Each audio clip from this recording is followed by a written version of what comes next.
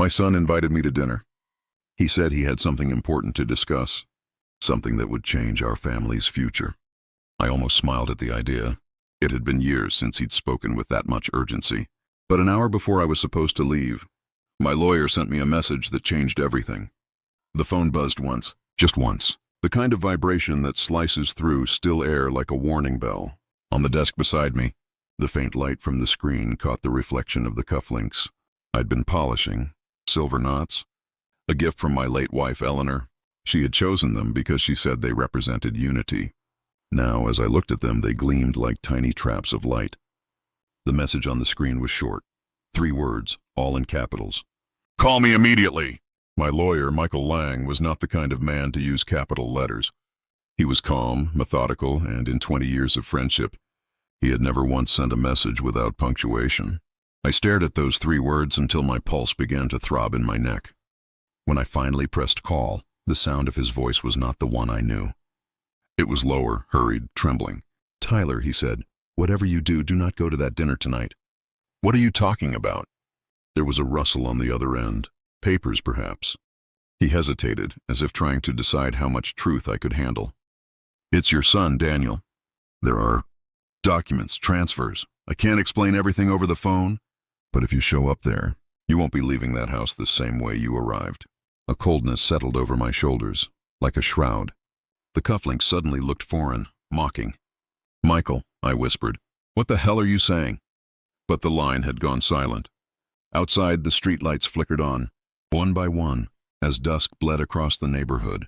The world looked ordinary, but something in me knew it wasn't. Not anymore. I walked to the mirror, fastening the cufflinks anyway. Habit was a kind of armor. My reflection looked back, older, slower, but not broken. If Daniel thought he could lure me into whatever trap he was building, he had forgotten who taught him how to play games in the first place. Before stepping out, I reached into the bottom drawer of my desk and pulled out a small, leather notebook, the one I hadn't opened since Eleanor's funeral. Inside were phone numbers, old letters, and a single key taped to the back cover. I tore it free and slipped it into my coat pocket. If my son was planning to betray me, then he'd learn tonight that I was not the man he believed I'd become. And as I locked the door behind me, a voice whispered in the back of my mind, Eleanor's voice, soft but firm. "Don't let love blind you to the truth, Tyler." I didn't answer her, because deep down I already knew the truth was coming, and it was going to destroy everything. The drive to Daniel's house felt longer than it should have. Every red light lingered too long. Every passing car looked like it was following me. I'd made that drive hundreds of times before, but tonight, each turn felt like walking deeper into someone else's memory, or a trap laid in plain sight.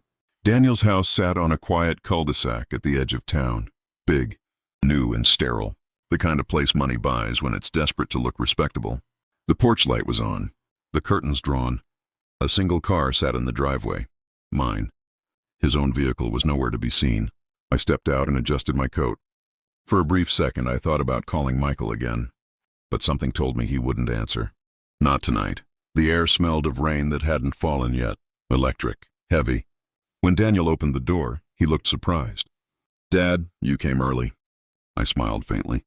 "You said it was important." His eyes darted to something behind me. Just for a second. Too quick for most people to notice, but I saw it. Reflexes built from years of reading people in negotiations never faded. There was someone else here, watching. The table was set for 3. "Your wife isn't joining us?" I asked.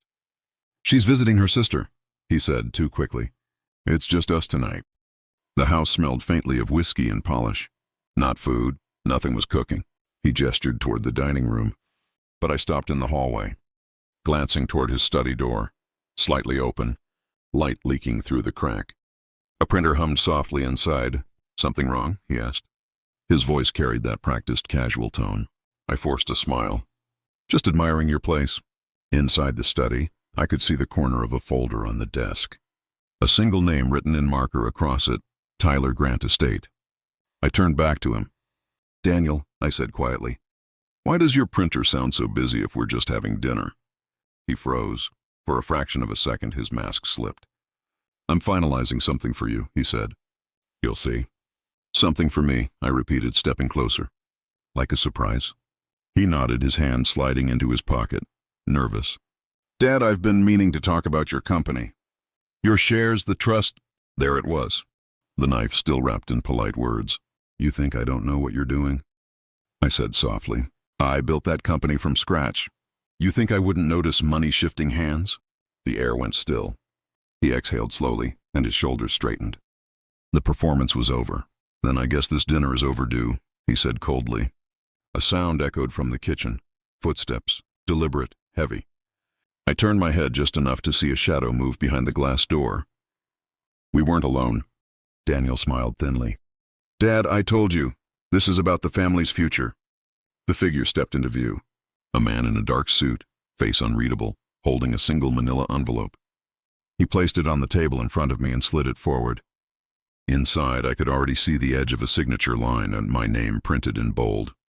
What's this? I asked. Daniel's voice was calm now, steady, almost rehearsed. Your retirement, Dad, effective tonight. Outside, thunder rolled across the sky, long and low, like an omen. I looked at my son, at the stranger, and then at the document between us. And that was when my phone buzzed again.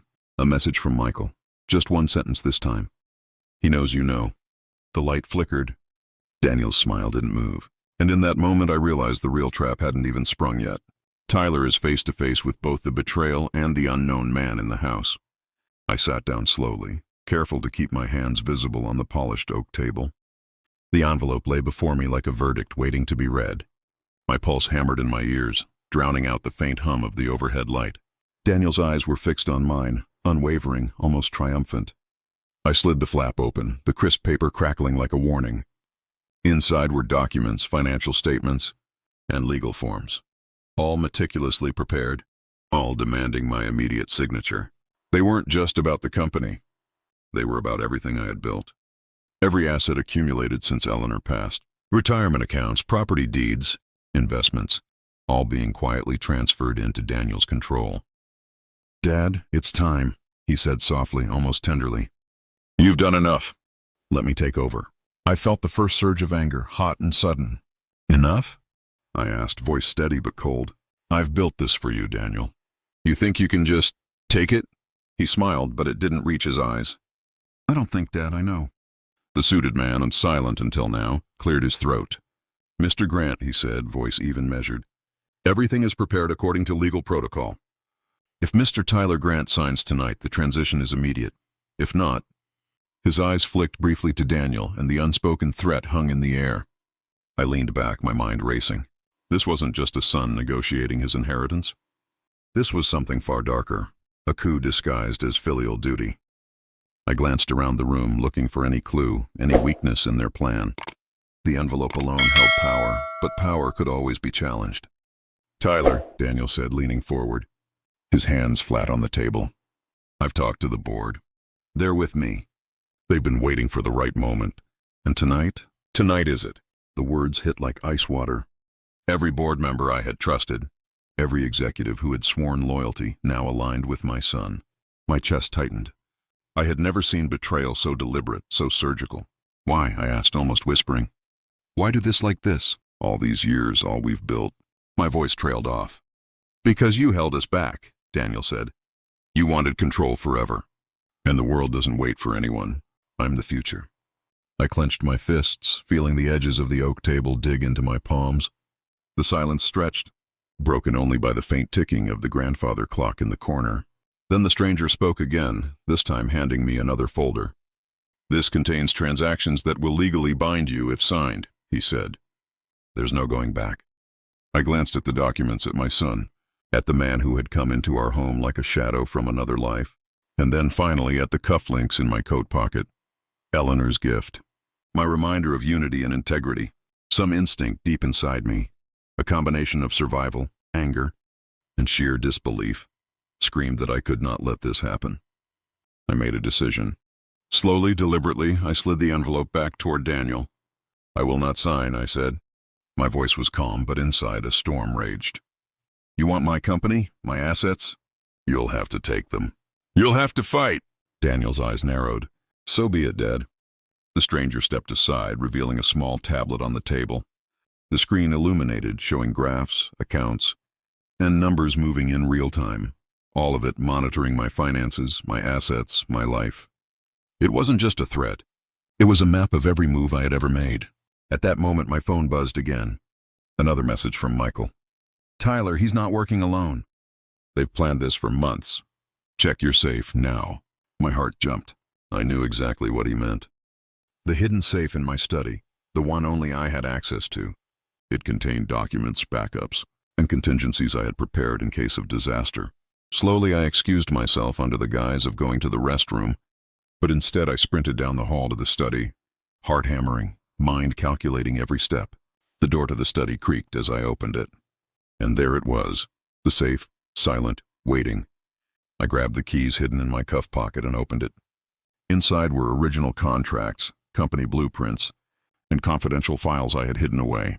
And at the bottom, a small envelope marked, "If betrayal comes," Eleanor's handwriting on the flap. I ripped it open. Inside, instructions, legal documents, and most importantly, a backup plan that could nullify any of Daniel's moves if I acted quickly. I heard Daniel's voice calling down the hallway, sharp and impatient. Tyler, what are you doing? I held up the envelope. Preparing for the dinner you never wanted to serve me. And in that moment I realized the game had just begun. Tyler discovers the backup plan hidden in the safe and realizes he's not as powerless as Daniel believes. I returned to the dining room. The envelope clutched tightly in my hands, like a lifeline in a sea of betrayal. Daniel's eyes followed me, calculating, trying to gauge whether fear or hesitation had crept into my movements. I felt none, only clarity, and the kind that comes when you know the chessboard is bigger than your opponent's suspects. Dinner's getting cold, Daniel said, gesturing toward the table. Plates arranged neatly, candles flickering, the illusion of civility carefully maintained. But I no longer saw a meal. I saw a stage, and I knew the actors. I set the envelope on the table with deliberate slowness. Before we eat, there's something you should see, I said. My voice measured, calm. Daniel's smirk faltered just slightly. He leaned back. What now? I opened the envelope and pulled out the first set of papers. Contracts, company bylaws, original investment agreements. These are original filings for the company, the ones that legally bind its operations. Every board member's signature, every shareholder agreement, all authentic, all traceable. Daniel glanced down, brow furrowed. So, I said, lifting another document. Any attempt to transfer control, any signatures forged or coerced would be null and void. Every transaction you attempted tonight is vulnerable. He laughed, low and dangerous. You really think you can stop what's already in motion? I smiled, and for the first time that evening, I felt a surge of power. I don't think I know. The stranger, who had been a silent witness until now, shifted uncomfortably. He hadn't expected this. No one had. He adjusted his tie, but his eyes betrayed unease. I continued, pulling out a small USB drive. This contains recorded communications, emails, and video evidence of your coordination with board members, the consultant, and your outside counsel. Everything. If I release this, every transaction you've attempted, every lie you've told becomes public record. Do you understand the gravity? Daniel's jaw tightened. His hands trembled slightly, hidden beneath the table. You wouldn't dare, he said. I would, I replied evenly. And I will if necessary. But I'd prefer it doesn't come to that.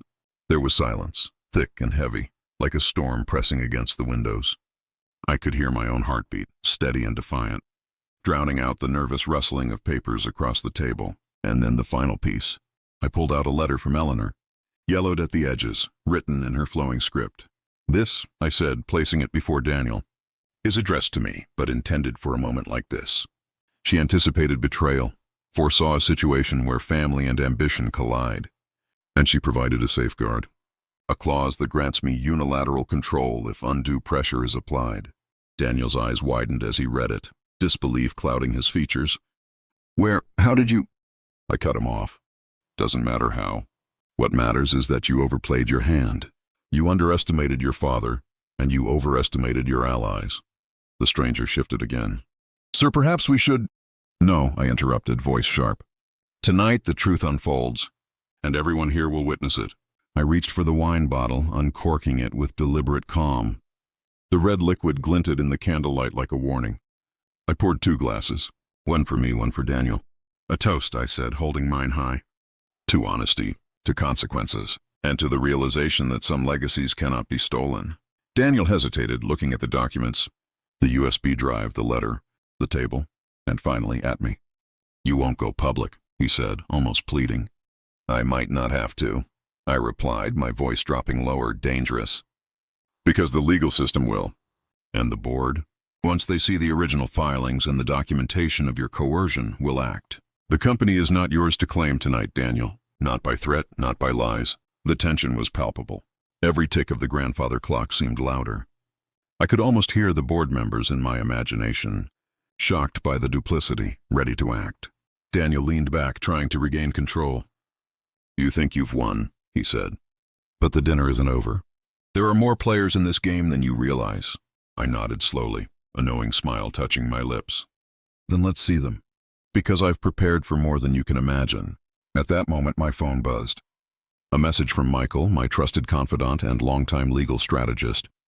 "They've moved assets offshore. You have 24 hours to freeze transfers. Call me now." I felt the storm gathering. Not only was Daniel attempting a hostile takeover within the walls of our own home, but there were hidden maneuvers I had yet to anticipate. The clock was ticking, the threats multiplying by the second. I looked at Daniel in the eyes, steady, unyielding. "You thought you could ambush me at dinner. But this isn't just dinner. It's the opening move in a game I've been preparing for my entire life. And I don't lose games that matter." Daniel's smirk returned, faint, forced, but I saw the crack. He wasn't invincible. Not tonight. And then from the hallway, a soft chime echoed. The alert from the security system. Someone was entering the house. But it wasn't Daniel. Someone else had arrived. Someone unexpected. I froze, realizing the next move was about to land. The betrayal was only beginning to unfold, and I was about to meet a new player in this high-stakes game, one who could tip the balance entirely. Tyler notices an unexpected arrival in the house, hinting at new alliances and hidden agendas that could change everything. The soft chime from the hallway reverberated again, louder this time. My eyes locked on the entrance, and I saw her, Anna, my son Kevin's former assistant, a woman I'd trusted for years.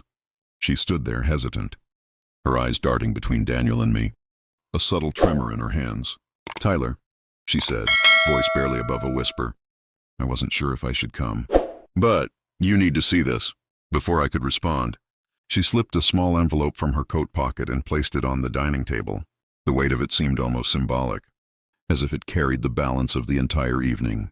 Daniel's head snapped toward her, alarm flashing. "Anna, what are you doing here?" Anna met his gaze evenly, her confidence growing. "I'm done being part of your schemes, Daniel. The truth deserves to come out." My heart raced.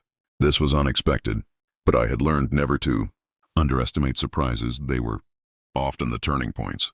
I opened the envelope, revealing a series of files, each one stamped with official dates and signatures. Contracts, transfer orders, internal emails, all pointing toward Daniel's attempts to manipulate the company's assets and bypass legal scrutiny. "This," Anna said, "is everything Daniel didn't want you to see. He's been moving shares, falsifying approvals, even bribing some minor board members. I kept copies in case things went south." Daniel's face turned pale. "You wouldn't dare," he hissed. "I already have," Anna replied. Her voice was calm, but there was an edge to it, the kind that comes from someone who has seen too much deceit and finally chooses to stand for truth. I examined the documents quickly. She had captured everything, forged signatures, suspicious transfers, even late-night emails to shell companies. My mind raced. This was the evidence. I needed to solidify control over the company and protect Kevin. "Why now?" I asked, turning to her. "Why risk everything?" Anna hesitated, then said softly, "Because I've been keeping track. I've seen how Daniel manipulates everyone, employees, family, investors, and I realized, if I don't act, he'll destroy you and Kevin. I couldn't live with that." The air in the dining room thickened with tension. Daniel's jaw tightened. He was cornered, but not yet defeated. "You think this changes anything?" "Even with these files, there are loopholes." "Tyler, you don't know the half of it yet." I leaned back, confident, calm. "Try me. Tonight isn't just dinner. It's a reckoning, and I'm ready for every loophole you've prepared." Anna gave me a subtle nod, a silent signal that she would support my next moves. Her presence shifted the balance, an unspoken alliance forming against Daniel. The chessboard had expanded. Daniel, sensing the tide turning, tried to reclaim control. You don't understand. There are people who will come after you. Legal vultures, investors, even your own allies who think they're protecting the company. I smiled, a slow, deliberate smile. I've anticipated most of them. And the ones I haven't will learn the hard way that Tyler never underestimates a threat. The clock ticked relentlessly, each second a reminder that time was slipping away. But my focus was unshakable. With Anna's intel and the documents she had provided, I could preempt every move Daniel might attempt. Then came the phone buzz, another alert, this time from Kevin. The text was short but chilling. "Dad, there's someone at the office." "I think they're watching. Be careful tonight." My chest tightened. Daniel wasn't the only player in this game. Someone else was already in motion, testing, probing, waiting for a misstep. I looked at Daniel, then Anna, and finally at the dining room table. Evidence spread before us, like a map of betrayals, lies, and secrets. Every file, every note, every recording could shift the balance in our favor. But it also meant that one wrong move could unravel everything, Anna whispered, almost to herself. "They won't expect us to move first." "That's our advantage." I nodded, understanding the gravity. This wasn't just about corporate control anymore. It was about survival, legacy, and protecting the truth from being buried under layers of deceit. Daniel's voice broke the silence. "You think you've won? This isn't over. You're going to regret tonight." I stood, taking a deliberate step forward, the envelope of evidence in one hand, my other hand resting lightly on the chair. "I've been preparing for this moment for years, Daniel. Regret isn't in my vocabulary." Anna glanced at me, eyes wide with determination. "We move now," she said, "before he can react. Before he can cover his tracks." I felt the tension crackle like electricity in the air. Every heartbeat, every subtle movement counted. Daniel's desperation was palpable, but so was our advantage. The room held its collective breath, teetering on the edge of a decision that would change everything. And then, the sound of a key, turning in the front door, sent a new shockwave through the house. Another player had arrived. Someone who hadn't been expected. My pulse quickened. The night was far from over. The revelations were only beginning. And the next move, whoever it came from, would decide who held the power by sunrise. An unexpected figure enters the house, introducing a new layer of danger and intrigue, leaving Tyler and Anna on high alert. The key turned slowly in the lock, each click echoing like a drumbeat through the dim hallway. Tyler's eyes narrowed. Every muscle in his body tensed, instincts honed over years of navigating treacherous corporate waters kicking in. The front door creaked open, and a tall figure stepped inside. The shadows of the dimly lit foyer stretched across the face of the newcomer. Tyler's pulse raced. He didn't recognize them immediately, but there was something familiar, an air of quiet authority, a presence that demanded attention without speaking. "Who's there?" Tyler called, his voice steady despite the adrenaline coursing through his veins. The figure removed their hat, revealing sharp eyes and a calm, measured expression. "Tyler," the voice said, low and deliberate. "We need to talk now." Anna instinctively stepped back, her hand brushing the envelope of evidence. "Dad, who is it?" "I don't know," Tyler admitted, though a thought flickered in his mind. The way the figure carried themselves, the precision of their movements, it was someone trained, someone who understood stakes much higher than casual threats. "Relax," the stranger continued, taking a step forward. "I'm not here to hurt anyone. But Daniel isn't the only one pulling strings. There are people who've been watching your family. Tyler, investors, former partners, even a few of Kevin's colleagues. They've been feeding him information, and tonight they plan to take everything you've built." Tyler's heart sank. "Tonight? How do you know?" The stranger glanced at the envelope on the table. "Because they underestimate you, and because I've been tracking them for weeks. If we act quickly, we can intercept their plans. But hesitation, and everything is lost." Daniel, standing rigidly near the doorway, stiffened. "You think I need backup?" He sneered. "I don't need anyone. You're all fools if you think I'll fail." The stranger's eyes swept the room, settling briefly on Daniel. "Foolishness is a matter of perspective.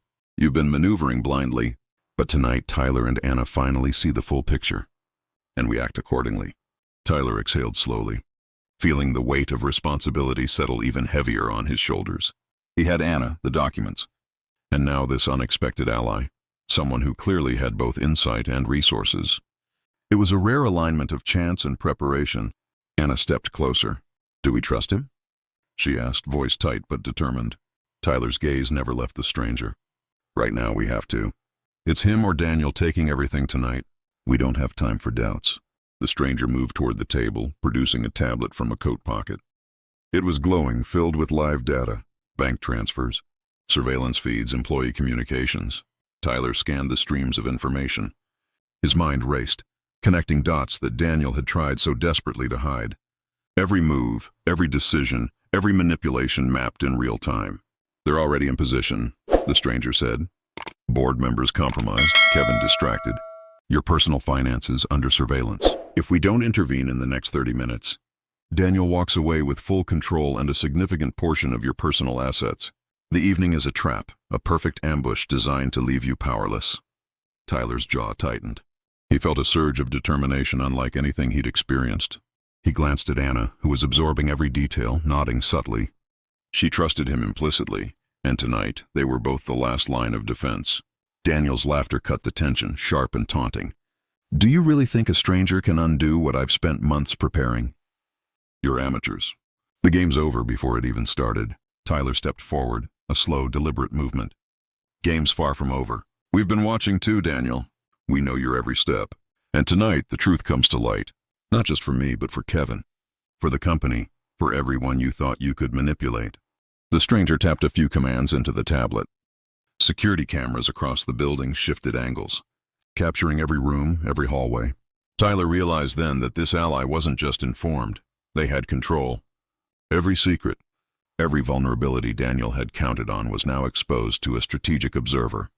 Anna whispered almost to herself, "This is it. The moment we turn the tide."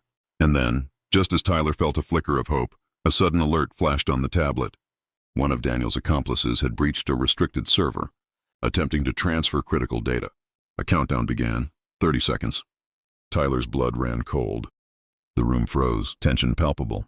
Tyler had always prepared for legal battles, corporate maneuvers, and betrayal from those closest to him. But the immediacy of the threat was unprecedented. The stranger looked at Tyler, eyes sharp and commanding. We have one shot. One coordinated strike. Hesitate and it's gone. Every asset, every piece of evidence, Daniel wins. Tyler inhaled deeply, feeling the full weight of responsibility. His son Kevin, his family legacy, everything he had built, all in jeopardy. He looked at Anna. We do this together. No mistakes. She nodded, gripping the envelope of evidence tighter. No mistakes. The stranger set their jaw, tapping the tablet once more. Let's move. The countdown ticked relentlessly. Every second mattered. The room was a crucible of tension, decisions, and the unseen hand of fate. And then, a sound from the stairs. Footsteps, not one, not two, but multiple. Someone was already inside the building, and the shadowy presence Tyler felt was no longer distant. Tyler's heart raced. Tonight the game had escalated beyond personal vendettas and corporate battles. It was survival, and the players were converging, each step drawing them closer to the ultimate confrontation. Unknown intruders have breached the building, creating an immediate threat that could jeopardize all of Tyler's plans and force him into a direct confrontation with Daniel's unseen forces. The footsteps grew louder, echoing against the polished floors of Tyler's brownstone. Every instinct screamed danger. But Tyler had trained for moments like this in different arenas. Negotiations, boardroom battles, legal crises. Yet nothing compared to the visceral threat of unseen intruders inside his home. Stay behind me, Tyler whispered to Anna, who gripped the envelope tightly. The stranger, his mysterious ally whose calm had been the anchor all evening, moved silently, scanning every shadow, every corner. From the stairwell, a door creaked. Tyler caught a glimpse of movement, a figure clad in black, a face partially obscured. He could feel Daniel's presence in the air, the arrogance, the anticipation of victory. You really think you can stop me? Daniel's voice echoed through the foyer, taunting, confident. Everything you've built. It's mine tonight. Tyler's jaw tightened. Not tonight, he said. Tonight, the truth comes out. The stranger pressed a few buttons on the tablet, sending alarms across the building. Hidden cameras activated, capturing the intruders from multiple angles. The data streams fed into monitors strategically placed around the brownstone. Tyler realized then that he was no longer just defending his home. He was controlling the battlefield. Daniel smirked, stepping into view. flanked by two of his accomplices. "Impressive toys, Dad," he sneered. "But can they save you when the board has already sided with me?" Tyler stepped forward, confidence tempered by years of experience. "You overestimated your reach. You counted on distractions, secrets, and fear. But we have facts, evidence, and witnesses. And this," he gestured to the stranger in the tablet, "is your undoing." A tense silence hung. Then, as if on cue, notifications began flooding in. Emails, calls, and messages exposing Daniel's manipulations to key stakeholders, Kevin, and even law enforcement. The accomplices froze, realizing they were compromised. Anna's voice broke the tension. "Look at this, Daniel. Everyone sees what you've done." Her fingers hovered over her phone, ready to disseminate the compiled evidence. Daniel's expression shifted from smugness to panic. "No, that can't happen. These are private matters." Tyler's voice rang with unwavering authority. "Private doesn't excuse manipulation, threats, and betrayal. Every step you took to ambush this family has been documented." The stranger moved forward, handing Tyler a stack of printed reports and video stills. All time-stamped, all verified. No edits, no omissions. Every lie, every plan exposed. Daniel's bravado faltered. He glanced around, realizing that the tables had turned. The room that had been his theater of dominance was now the stage for his exposure. I didn't," he stammered. Tyler's eyes narrowed. "You did, and now it's over. You either face the consequences or walk away knowing everyone sees the truth. Your choice." The accomplices dropped their heads, surrendering. Daniel took a hesitant step back. His empire of deceit had collapsed in real time before his family, before witnesses, and before his own expectations. Tyler exhaled, a mixture of relief and exhaustion washing over him. Anna stepped forward, wrapping her arms around him. "We did it," she whispered. But Tyler knew the night wasn't just about confrontation. It was about restoration. He called Kevin into the room, sharing the evidence and the revelations.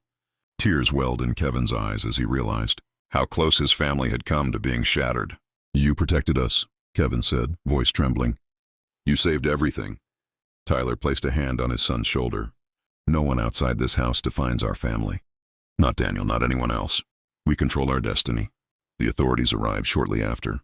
Thanks to the alerts the stranger had triggered, Daniel and his accomplices were detained for fraud, harassment, and multiple other violations. Tyler's name, reputation, and legacy remained intact, fortified by the evidence and the decisive actions of that night. Weeks later, as the sun cast golden light across the restored brownstone, Tyler, Anna, and Kevin sat together in the study. The leather-bound books and polished wood once again absorbed only quiet and comfort. "Dad," Kevin said softly, "will it ever be like this again?" Tyler smiled, a quiet, determined smile. "Life always throws challenges, Kevin, but if you face them with truth, preparation, and loyalty, nothing can take away what's yours." Anna looked up from the envelope of evidence, now neatly filed. "We have everything we need, and we're stronger for it." Tyler glanced at the horizon beyond the tall windows. "This is more than just winning a battle. It's about ensuring the family legacy, trust, and honor remain unbroken. Tonight we reclaimed what was ours and learned that vigilance, courage, and unity are the real weapons against betrayal." The final light of dusk reflected off the tablet that had once been the tool of survival, now a symbol of triumph. Tyler knew that challenges would continue to come, but so would his resolve, sharper than ever. The past was settled. The future awaited, and this family, bound by truth and resilience, would face it together. Daniel is exposed and apprehended. Tyler's family is safe, and the legacy is secured. The story closes with a message of vigilance, unity, and the triumph of preparation over deception.